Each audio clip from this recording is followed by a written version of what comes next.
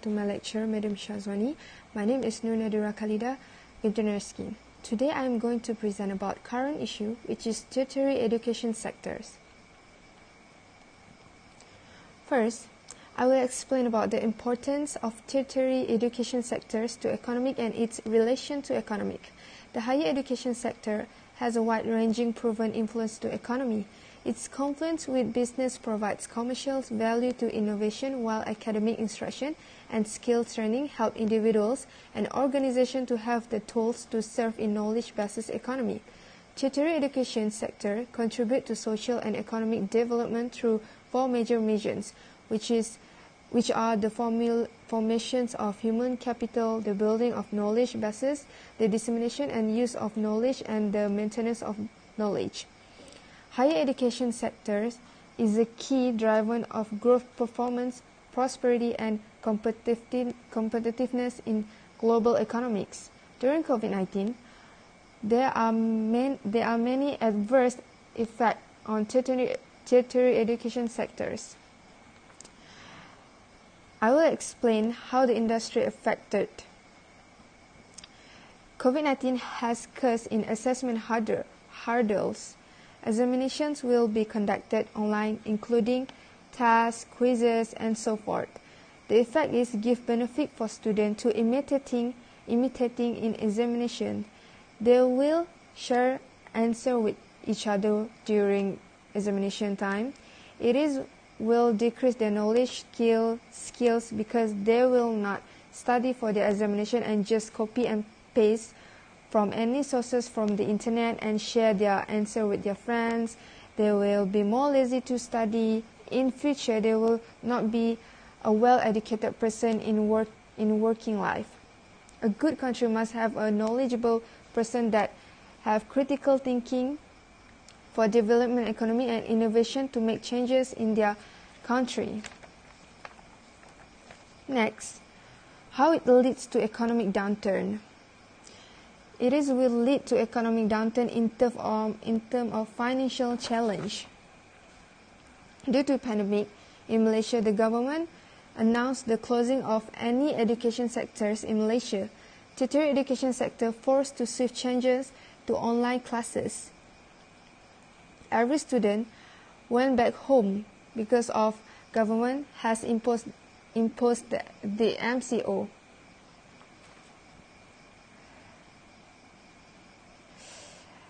April this year, the Asia Sentinel reported that research done by Professor Geoffrey William, a former Deputy Vice-Chancellor at University Tun Razak, showed that 55% of Malaysia's private higher education institutions were making trading losses and around 44% were financially insolvent. Due to poor financial in education sectors, every progress of improving tertiary education will be postponed. Students also have to delay their study due to pandemic in Malaysia. MCO will also mean that parents may struggle with their financial because certain companies, especially private company industry, are unable to pay their employees' salary because the profit and output during pandemic was really low and productivity also decreased. Some students still unable to pay for their education fees, and the enrollment for foreign students may also decrease due to government control over the inflow of foreigners, decrease the imported COVID-19 cases. This case leads to further strain on the cash flow of the tertiary education sectors. Most certainly, public institutions will have to revise their annual budget. There is a lot of financial education will be decreased and expected the long-term impact on economic. Economy will be facing negative growth. Due to pandemic, certain fees of education will not be paid by students. All institutions will lose all forms of funding, such as tuition fee, research contracts, and so forth. The economic downturn in higher education caused by higher costs to borrow money, a reduction in donations, and lower return in endowments, and it shows that the financial crisis in tertiary education sectors leads to economic downturn. As you can see from this graph, since 2017 until 2020, the percentage is getting decreased due to pandemic. Because of financial problems in tertiary education sector has led to economic downturn that caused the percentage in year of 2020, it's getting decreased and leads to negative growth. Next, I will explain about who are directly and indirectly affected. It seems clear that the temporary suspension to face-to-face practice by universities around the world has been a significant disruptive to their functioning. The effect of the disturbance is highly dependent, first, of their ability to remain involved in their academic activity, and second, on their financial sustainability. Efforts to continue teaching in virtual mode have been notable everywhere, and given the lack of experience in similar circumstances in the past, the transition has not been straightforward. Furthermore, universities may have sufficiently advanced virtual education system, and even in the best case scenario, it is difficult to believe that they can be scaled up to the requisite dimensions without the involvement of external technological support, such as video server. In short, is it wanting to have the requisite technological and technical resources to enable virtual courses for a reasonably large percentage of graduate students. It is much different to fulfill the academic and technological needs of all courses in general for all students within a period that, in many instances, has been less than a week. Clearly, that the effort made is titanic.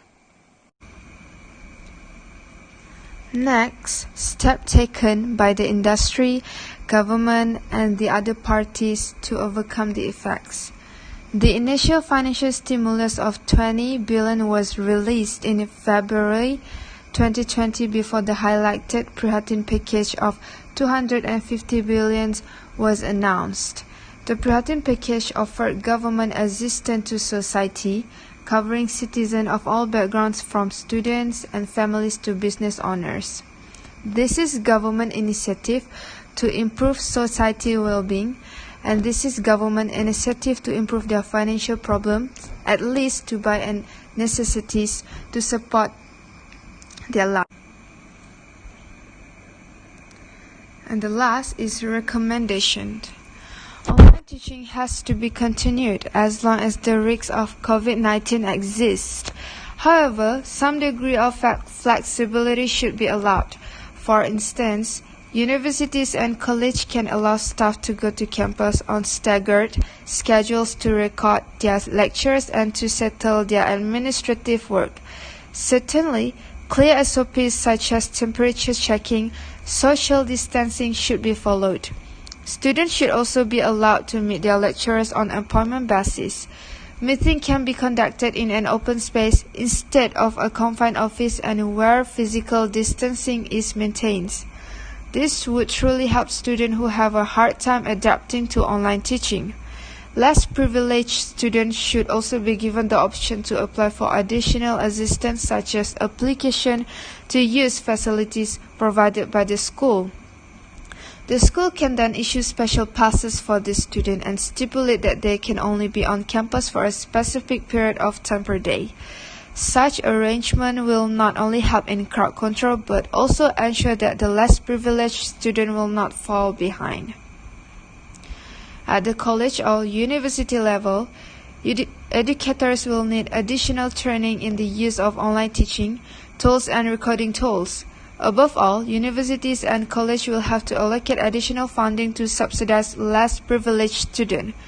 Post-MCO scenario, each school or faculty will also have to establish crisis response team consisting of faculty members, student representative, and senior administrator.